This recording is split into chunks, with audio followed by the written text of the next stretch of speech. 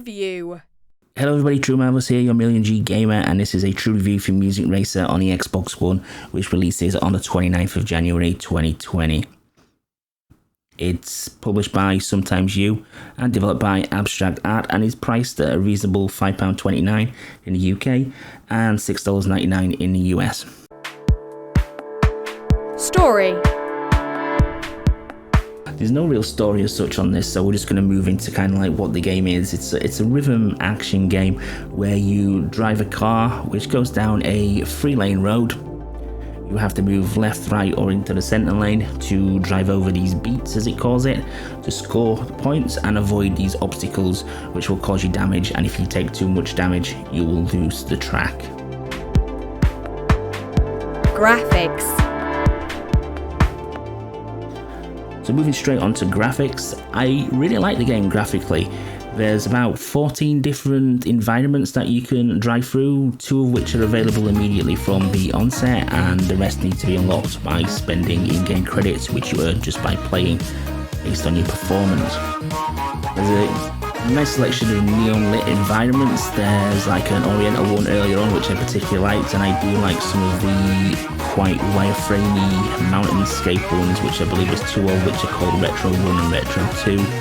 There's a few other crazy neon ones with loads of like radio waves going along. As you can see on the screen, the game is quite vibrant and quite colourful, so it does really, if you do suffer from any photosensitivity from bright colours and such, then this is a game that you definitely need to be aware of. Other things graphically to know are the vehicles themselves. There's some really nice character models when you get up close to them on the character select screen or the car select screen.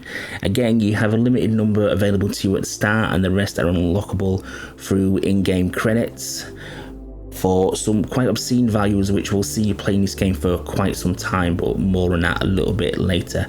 The vehicles themselves, like I say, are really nice on the select screen.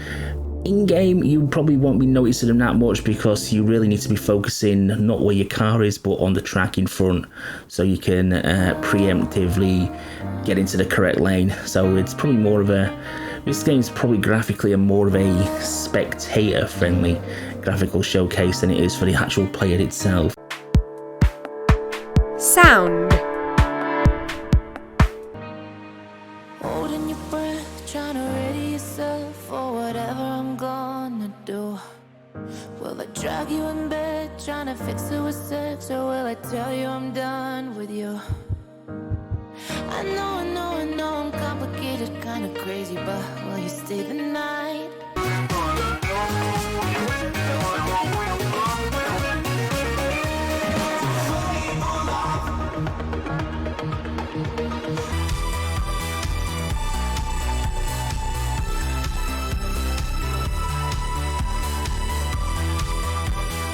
Onto the sound, I believe there's about 23 tracks.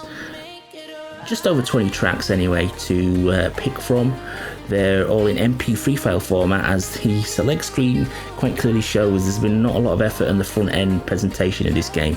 It is literally like scrolling through a list of MP3s stored on your computer. It is literally that basic. For me, again, music games are always a bit tricky to judge, really, because everybody's musical taste is completely different to one another.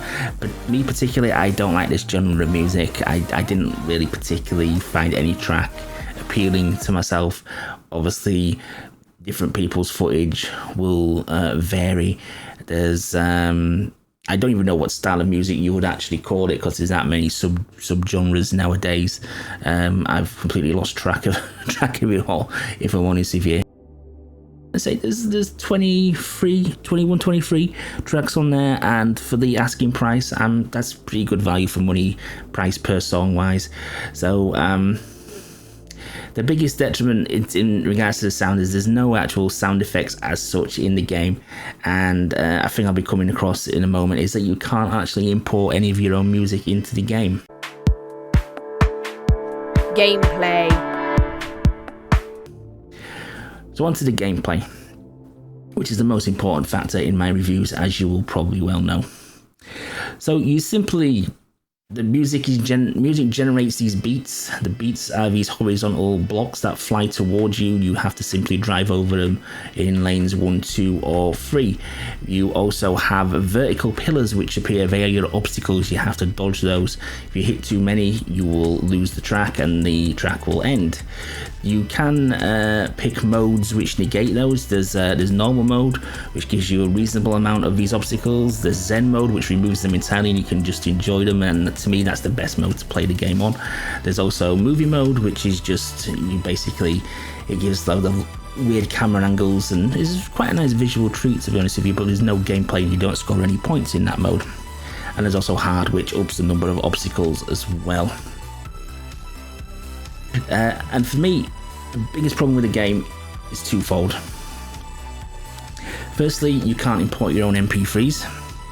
Now, obviously, this is a game that was a big hit on PC and on mobile devices, where you could import your own music library, and you could probably get a lot more mileage out of this game on those platforms. Unfortunately, Xbox is never, in my opinion anyway, never going to allow them to do that for security reasons. They're just not going to allow them to do that. If they would have allowed to do that, you would have thought that they would have implemented it at launch, because to implement it afterwards just doesn't make a lot of sense at all. The second and biggest problem with it is rhythm action games, to me, as your actions on screen are supposed to reflect the beats of the music, supposed to reflect the movement of the music, and actually get you into it to make you feel like you are kind of playing the track in a way, or reacting to the track. Now, whilst the game does claim that the beats and obstacles are generated by the musical track itself, this never actually seems to translate into gameplay. I mean, you could easily turn the sound off and get the same enjoyment out of this game in terms of gameplay, because it is just literally just reacting to these blocks that are coming at you down the road. You would think, like, if there's a fast-paced beat going on there, each actual beat, you would think there'd be the movement on the track.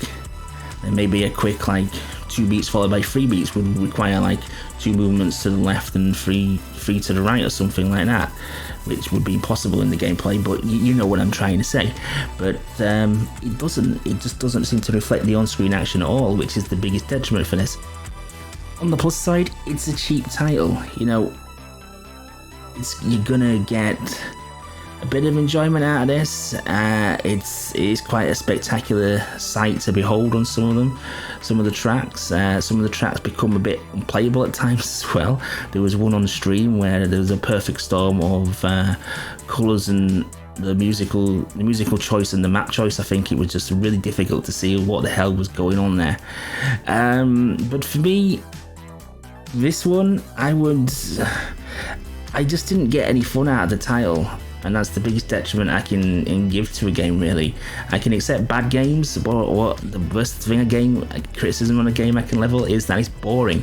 And for me, I was bored to tears. My stream was bored to tears when I streamed it. We didn't really get along with it. Again, your mileage will probably vary if you are into the musical genre itself, but again, in terms of gameplay, I just found it a little bit bland, because the whole point of rhythm action is you're supposed to react to the music, and it just didn't for me. So I would recommend, unfortunately on this occasion, that this, even though it is a cheap title, is a disaster. Thanks for watching anyway. I hope to catch you on the next video. There'll be more to come in the future, and I'll see you then.